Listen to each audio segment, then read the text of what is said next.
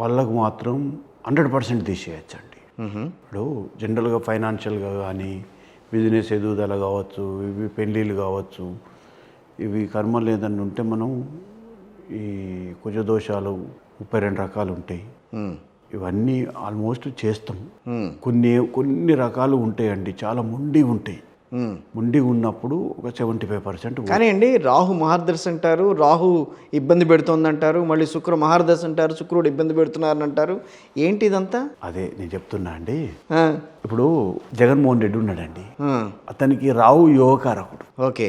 రాహుని శుక్రుడు గురుడు 2 గ్రహాలు శుభదృష్టితో చూస్తున్నాయి. మళ్ళీ శుభదృష్టి ఏంటి, వక్ర దృష్టి ఏంటి? వక్ర దృష్టి అంటే ఇప్పుడు మనిషి రాహు గ్రహం నడుస్తుంది, దాని మీద వక్రదృష్టితో చూశాడు అనుకోండి, మనిషి దిగజారిపోతాడు.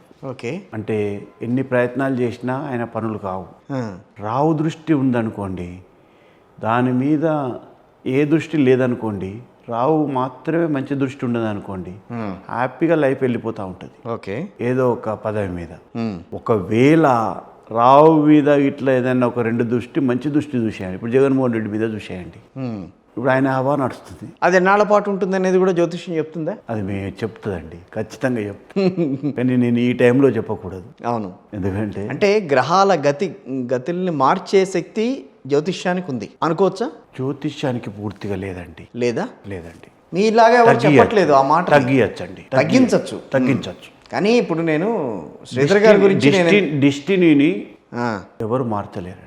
డెస్టినీ మార్చలేరు. కానీ అది కూడా మారుస్తామని చెప్పి చాలా మంది చెప్తున్నారు కదా. తప్పండి, అది చాలా తప్పు. కానీ ఒక చిన్న విషయం అండి. ఓకే.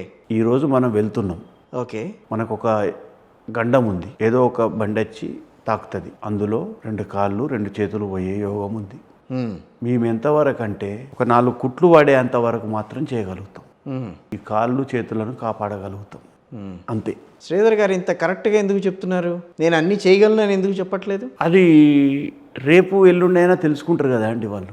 ఓకే. ఒక 1 ఇయర్ తర్వాతనైనా తెలుసుకొని, ఇప్పుడు అందరూ ఇదే విధంగా తయారయ్యారు, ఇట్నే ఉన్నారనే ఒక జనాలకు ఒక నమ్మకం అనేది పోతుందండి. జ్యోతిష్కులంతా కూడా ఒక రకంగానే ఉంటారు అంటారు.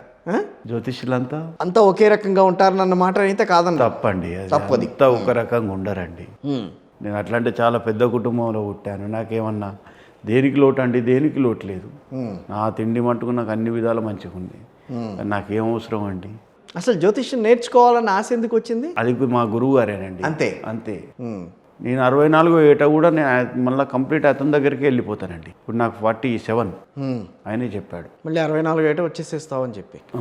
నిజంగా జరుగుతాయండి ఇవన్నీ? అవన్నీ ఉంటాయండి, ఖచ్చితంగా ఉంటాయండి. కొన్ని విషయాల గురించి ఇంకొంచెం కూలంకషంగా మాట్లాడుకుంటే, చెప్పండి. ఈ గ్రహాల స్థితిగతులు ఎందుకు మనిషి జీవితం మీద ప్రభావం చూపిస్తాయని అంటారు? దానికి ఏమైనా ప్రత్యేకమైన కారణాలు ఉన్నాయా? కర్మ అండి.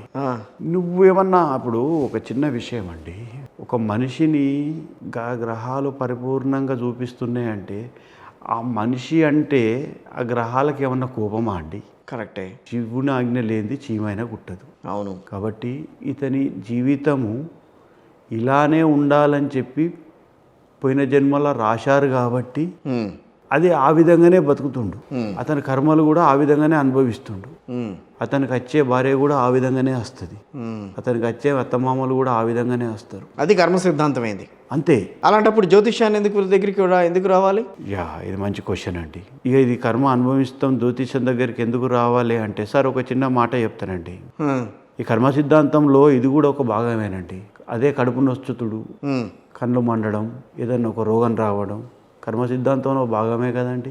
ఓకే. అటువంటిప్పుడు డాక్టర్ దగ్గరికి ఎందుకు వెళ్తారండి? మీ దగ్గర రావాలంటారా? అవునా కాదు? మా దగ్గర కాదండి, కర్మ సిద్ధాంతం అని ఊకోవాలి కదా. ఓకే. ఎందుకు వెళ్తారు? భరించరాని నొప్పి వచ్చినప్పుడే వెళ్తారు. అవునా? ఆరోగ్యపరంగా ఏదైనా ఇబ్బంది వచ్చి ఉండొచ్చు, అందుకని వెళ్తారు. అదేవిధంగా కష్టం అనేది చేతులు దాటిపోయినప్పుడే కదండి మా దగ్గరికి వచ్చేది. అదే అందుకనే అన్నారు ఇందాక మీరు, చివరి దశకు వచ్చిన తర్వాత మా దగ్గరికి మా వస్తారు. దగ్గరికి వస్తారండి. అవును, మనిషి అనుభవిస్తేనే కదా కష్టంలో ఉన్నానన్న విషయం తెలిసేది. క్షవరం అయితేనే వివరం తెలిసేది. ఎన్నో ఓకే, సామెత ఉంది ఒకటి. అవును, క్షవరం అయితేనే వివరం తెలుస్తుంది. అవునండి, కష్టపడితేనే కదా అయ్యో నాకెందుకు ఇన్ని కష్టాలు, దీనికి ఏమన్నా పరిష్కారం ఉందేమో అని చెప్పే కదా అప్పుడే కదా వచ్చేది. అవును. కష్టం లేనప్పుడు మీ దగ్గరికి ఎందుకు వస్తారు? కష్టం లేని వాళ్ళు ఎవరు రారండి. దానికి కర్మను జోడిస్తున్నారు మీరు. దేనికండి? ఆ కష్టానికి కర్మని జోడిస్తున్నారు అంట. తప్పండి. ఆ కర్మ వాళ్ళు అట్లా ఉండబట్టుకనే మా దగ్గరికి వస్తున్నారు. మేము జోడించడం ఏంటండి? మేము జోడించడం అనేది ఏముండదు ఇక్కడ. దేవుని రాత అది. నేను ఇంతకుముందు చెప్పాను కదా, అవును, శివునాజ్ఞ లేనిది చీమైన గుట్టదని. దేవుడు అలా రాశాడు. ఇప్పుడు రాముడు ఉన్నాడండి. రాముడు కూడా ఒక మనిషి అయి పుడితే కష్టాలు తప్పవని చెప్పడానికే అరణ్యవాసం చేశాడండి. 14 ఏళ్ళు ఆయన అరణ్యవాసం చేయాల్సిన కర్మ ఏంటండి ఆయనకు? అవును. ఇంకో విషయం ఏంటరా అండి, ఆయన రాజు కన్నా ఎక్కువ అరణ్యంలోనే ఎక్కువ ఆయన ఆనందపడ్డాడండి. జీవితం ఆనందంగా గడిచిందండి. ఈ రాజుగా కష్టపడ్డాడు కదా, మరి సీతను ఎత్తుకెళ్ళిపోయిన తర్వాత ఆవిడని తెచ్చుకోవడానికి తర్వాత సీతను ఎత్తుకెళ్ళిన తర్వాత తీసుకురావడానికి ఇదొక జనాలకు ఇది రాముడు తీసుకురావడం అనేది తీసుకుపోవడం అనేది 5 నిమిషాల పని అండి. కానీ భవిష్యత్ తరాలకు రాముడు అంటే ఎలా ఉండాలని తెలవడానికి, పిల్లలకు ఒక పాఠంలాగా చెప్పడానికి రామాయణాన్ని, మహాభారతాన్ని, తప్పు ఒప్పులను ఎలా మనిషి జీవితం ఎలా ఉండాలో నేర్పించడానికి ఇవన్నీ ఈ జరిగే ఈ ఉదంతాలన్నీ మనకు ఒక గుణపాఠం లాంటివి అండి. రావణాసురుణ్ణి చంపి తీసుకురావడం ఎంతసేపు అండి? కానీ మధ్యలో పాత్రలు ఎందుకు వచ్చినాయి? అంటే ఇవన్నీ తెలియజేయడానికి, ఇవన్నీ తెలియడానికి. అప్పటిదాకా మామూలుగా ఉన్న దేవుడు రాముడు రావణాసురుణ్ణి చంపిన తర్వాతనే దేవుడేండు. ఇందులో ఎన్నో పాత్రలు చాలా జరుగుతూనే ఉంటాయి. మనిషి ఏ విధంగా బతకాలి, ఏ విధంగా బతకకూడదు, ధర్మాన్ని ఏ విధంగా ఉంచాలి, అధర్మంగా ఉంటే ఏ విధంగా నాశనం అవుతాడు, పూర్వజన్మలు ఎట్లుంటాయి, పాపాలు ఎట్లుంటాయి, ఇవన్నీ మహాభారతంలో కానీ దీనిలో కానీ ఇవి మనకు చెప్పడానికేనండి. ఇప్పుడు శ్రీకృష్ణుడు పక్కన ఉండంగా ధర్మరాజు జూదం ఆడాల్సిన పని ఏముందండి? ఈ జూదం ఆడితే ధర్మరాజు వాళ్ళు అరణ్యవాసం పోతారని తెలుసు కదా. కర్మ అది కావాలి కాబట్టి జరిపించాడు. అదేవిధంగా మనిషి జీవితంలో కూడా అలాంటిదే జరుగుతూ ఉంటాయి. అదే విధంగా జరుగుతూనే ఉంటాయి. ఈ గ్రహాల అనుకూలతలు అవి ఎట్లా ఉంటాయి, వాటి ప్రభావాలు ఎట్లా ఉంటాయి అనేవి కూడా నేను మీ నుంచి తెలుసుకోవాలని అనుకుంటున్నా.